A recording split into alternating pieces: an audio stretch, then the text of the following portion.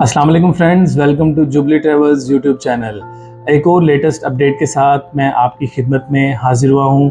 वो latest update Japan के हवाले से है, जापान वीज़ा के हवाले से आज की वीडियो है और ये वीडियो बहुत ज़्यादा इंफॉर्मेटिव होने वाली है आप लोगों के लिए। बहुत से लोग जिनको डॉक्यूमेंट्स का नहीं पता उनके लिए भी ये वीडियो बहुत ज़्यादा इंपॉर्टेंट होगी, क्योंकि आपको मैं एम्बेसी के अकॉर्डिंग जो ऑथेंटिक डॉक्यूमेंट्स होते हैं, जो उनकी रिक्वायरमेंट है एम्बेसी की, बेसिक जो उनकी रिक्वायरमेंट है और जो एक्चुअल उनकी रिक्वायरमेंट है, उसके मुताबिक मैं आपको बताऊंगा कि एम्बेसी क्या क्या डॉक्यूमेंट्स आपसे मांगती है। इसके अलावा मैं आप लोगों को बताऊंगा कि आपने फ़ाइल किस तरह से प्रिपेयर करनी है अपनी, उसको किस तरह से अपना सेट बना के एम्बेसी में अपीयर होना है और उसको सबमिट करवाना है। तो ये तमाम डिटेल आप लोगों के साथ मैं इस वीडियो में शेयर करूँगा। तो आप लोगों से रिक्वेस्ट है, काइंडली वीडियो को मुकम्मल देखिएगा ताकि आपको पूरी इन्फॉर्मेशन मिल सके और ऑथेंटिक इन्फॉर्मेशन मिल सके।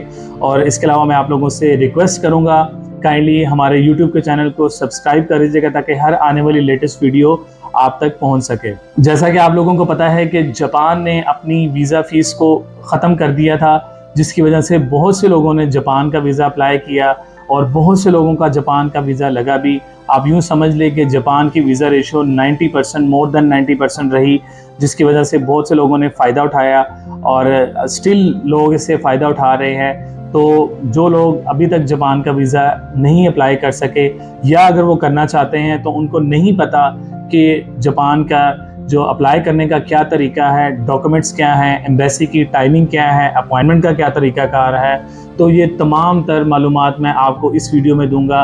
इसीलिए मैं आप लोगों को बार बार रिक्वेस्ट करता हूं कि वीडियो मुकम्मल देखा करें। जब तक आप मुकम्मल वीडियो नहीं देखेंगे आपको मुकम्मल इन्फॉर्मेशन नहीं मिलेगी।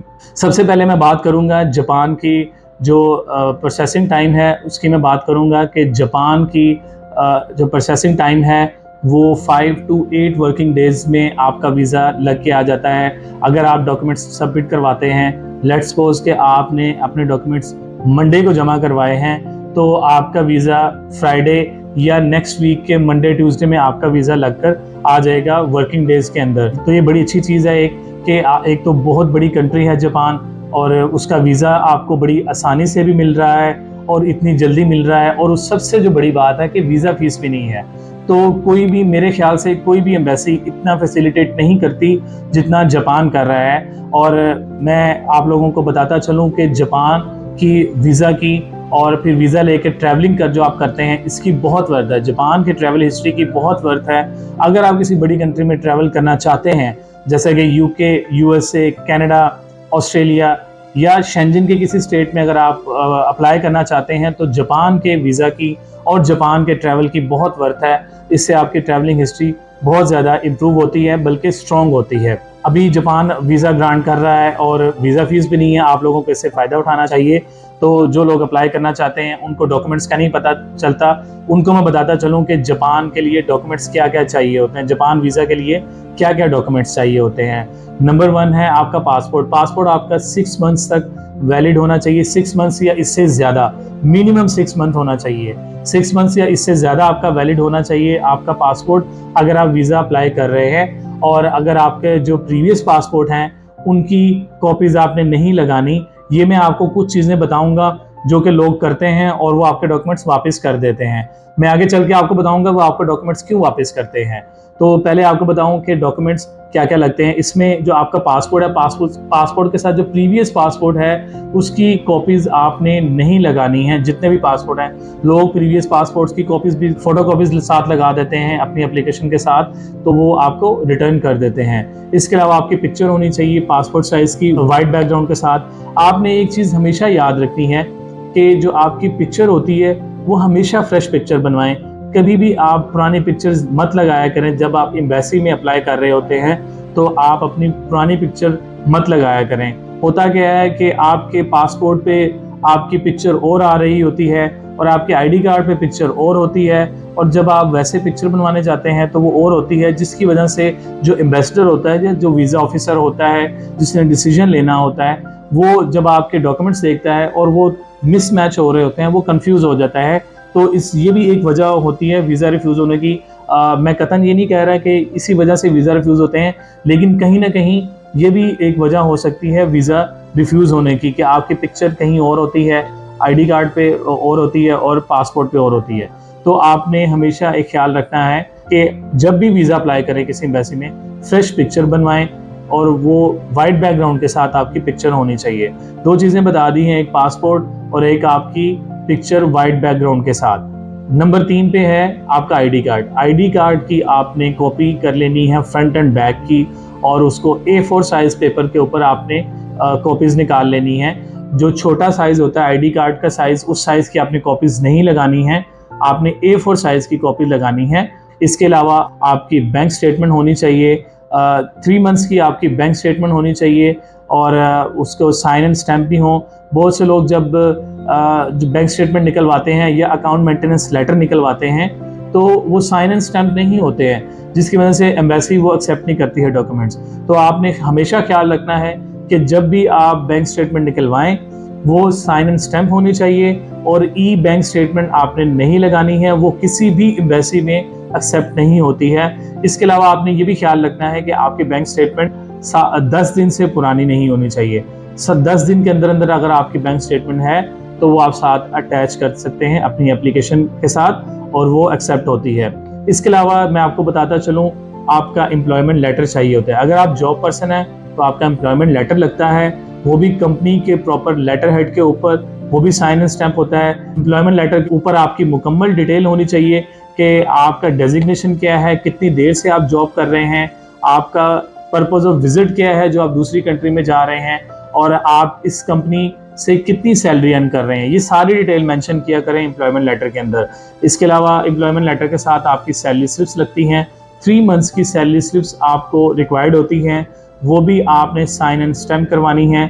और आपने ख्याल रखना है कि सैलरी स्लिप एक ही पेज पे 3 सैलरी स्लिप्स नहीं बनवानी, आपने 3 अलग अलग सैलरी स्लिप्स निकलवानी है, और वो साइन एंड स्टैम्प करवानी है, वो भी कंपनी के लेटर हेड के ऊपर होनी चाहिए। इसके अलावा अगर आप बिजनेस पर्सन हैं तो आपने अपनी कंपनी के लेटर हेड के ऊपर अपने रिक्वेस्ट लेटर या कवरिंग लेटर वो साथ अटैच करना है, और आपने NTN लगाना है, और इसके अलावा आपने 1 साल की टैक्स रिटर्न लगानी है। 2 साल या 3 साल की टैक्स रिटर्न लगाने की कोई ज़रूरत नहीं है, आपने NTN के साथ सिर्फ 1 साल की टैक्स रिटर्न लगानी है जो एम्बेसी एक्सेप्ट करती है। इसके अलावा अगर आपका चैम्बर ऑफ कॉमर्स का सर्टिफिकेट बना हुआ है तो ये बहुत ज़्यादा स्ट्रॉन्ग कर देता है आपके डॉक्यूमेंट्स को जापान एम्बेसी में।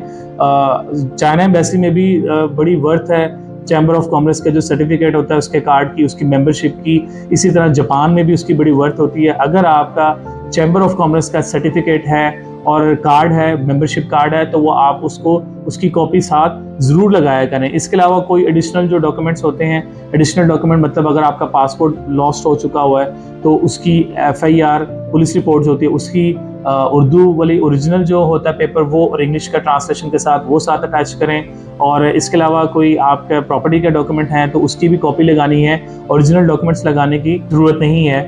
अब मैं आपको बताता चलूँ कि अपॉइंटमेंट का क्या तरीकाकार है। जैसा कि आप लोगों को पता होगा कि जापान की अपॉइंटमेंट, जो कि आजकल जापान ने अपनी अपॉइंटमेंट स्टार्ट कर दी है, और बहुत से लोगों को प्रॉब्लम आ रही है कि वो अपॉइंटमेंट कैसे लें और सबमिशन कैसे करवाएं।